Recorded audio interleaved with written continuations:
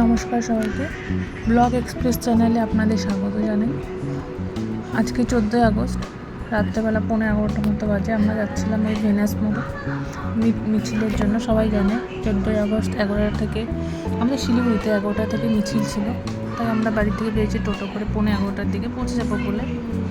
এটা হচ্ছে প্রধাননগর নবাঙ্কুরের সামনে, পুরো ভিড়, কারণ এখানে কিছু প্রোগ্রাম হচ্ছিলো বডি বিল্ডিংয়ের জন্য, কিন্তু কিছু দেখা যাচ্ছে না। আমি আপনাদের কিছু দেখাতে পারবো না, বডি বিল্ডিংয়ের কোনো প্রোগ্রাম হচ্ছে না। আমরা টোটোতে যাচ্ছিলাম, দাঁড়াইনি, এখানে তো অবশ্য আসিনি আমরা যাবো ভেনাস মোড়ে মিছিলের জন্য।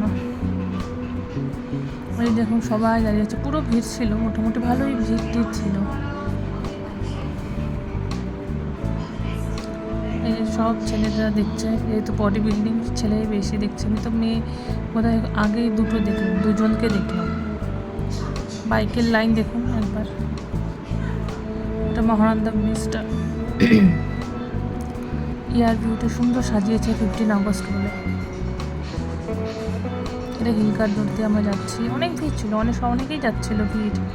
এটা হচ্ছে আপনার সেবক মোড়ের কাছাকাছি, পুলিশ আছে, লোকজনও ভর্তি।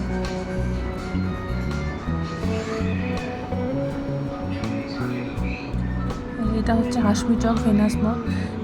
এখানে ভিড়, পুলিশ টুলিশ আছে, কারণ এখানেই সব মিছিলগুলো এসে এখানেই জমায়েত হবে বলে, ওই জন্য লোকজন পুলিশ আছেই।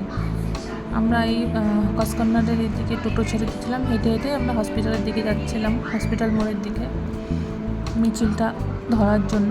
বিজেপিতে পৌঁছাতে মিছিলটা বেরিয়ে যাবে বলে, তাই ভাবলাম এই দিক দিয়ে যাই, যতটা আগানো যায়। তাই আমরা এই দিক দিয়ে হেঁটে হেঁটে যাচ্ছিলাম চারজনে।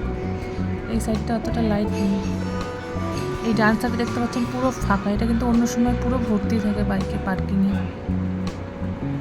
ওখানে একটা শনি মন্দির বোধহয়, পুরো 15 আগস্টের জন্য আপনার পুরো বেলুন দিয়ে সাজিয়ে দিয়েছে, ভালো লাগছিলো দেখতে। আমি তো একটু ক্যাপচার করে নিলাম।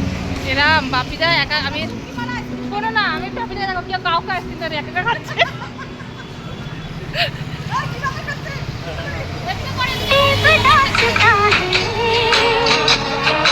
আইসক্রিম খাচ্ছি।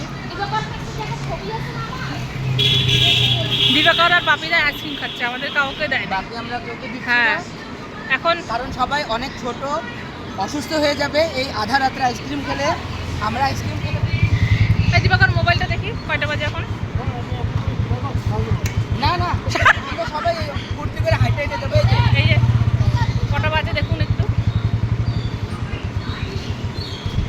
1টা বাজতে 1 মিনিট, হ্যাঁ। 1টা বাজতে 1 মিনিট বাকি। 1টা বাজতে 1 মিনিট বাকি। এই যে আমরা যাচ্ছি। আমরা এখন নারী নির্যাতন আন্দোলন থেকে আমরা এখন বাড়ি ফিরছি। হ্যাঁ, গলার পরিস্থিতি খুব খারাপ। হ্যাঁ, এত আদৌ জানি না লাইভে কথা বলতে পারবো কিনা। হ্যাঁ, ও হচ্ছে লাইভ করে, ডেইলি ওর লাইভ হয়। লাইভে আমার একটা গানের আসর বসে। হ্যাঁ, গানের আসর বসে। যে কালকে গানের আসরে আমি গান করতে পারবো কিনা, গলার পরিস্থিতি খুবই খারাপ। আধা রাত্রে আইসক্রিম খেয়ে নিয়েছি, বাকিটা কালকে দেখা। আমি যে আমরা হেঁটে হেঁটে যাচ্ছি, আর গাড়ি বাইক চলে যাচ্ছে, কোনো ঠিক ঠিকানা নেই। দেখুন এই পাশ না ওই পাশ কোনো বোঝাচ্ছে না। এই রুটের গাড়ি ওই রুট দিয়ে যাচ্ছে, আর এত স্পিডে যাচ্ছে কিছু বাইক। আর এই বাপিদা আমাদের খালি বলছে টোটোতে ওঠ। আমরা তো বাড়ির থেকে প্ল্যান করে গেছিলাম যে হেঁটে হেঁটেই আসবো, তো সবাই মিলে ভালোই লাগে হেঁটে হেঁটে আসতে, কোনো অসুবিধা হয় না। আর বাপিদা বলছে টোটোতে ওঠ করে বারবার করে বলছে টোটোতে ওঠ। টোটো ছিল, মানে ছিল না, আমরা তো প্ল্যান করে আসছিলাম যে হেঁটেই আসবো চারজনে। তাই কথা বলছে বাপিদা, খালি চল ওঠ, টোটোতে ওঠ। বাপিদা, তারপরে আমরা একটা বাপিদা তোমার কি বক্তব্য, তুমি বলো তোমার গানের গলাটা কি হবে। বাপিদার একটু বক্তৃতা শুনি। দুঃখ লাগে ব্যাপারটা কি হয়, এখন আর নতুন জেনারেশনের ছেলেপেলেরা যে চেঁচাতে পারে। আমরা দেশ স্বাধীনের সময় যা চেঁচাছিলাম, তখন থেকে আমার গলার প্রবলেম।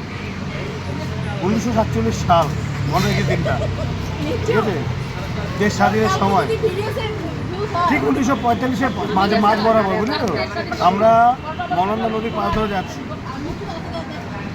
গণধর নদী পার হয়ে যাচ্ছি, বিনয় বাদল দিনে ধরা পড়লো এখানে আমাদের শিলিগুড়ি জংশন।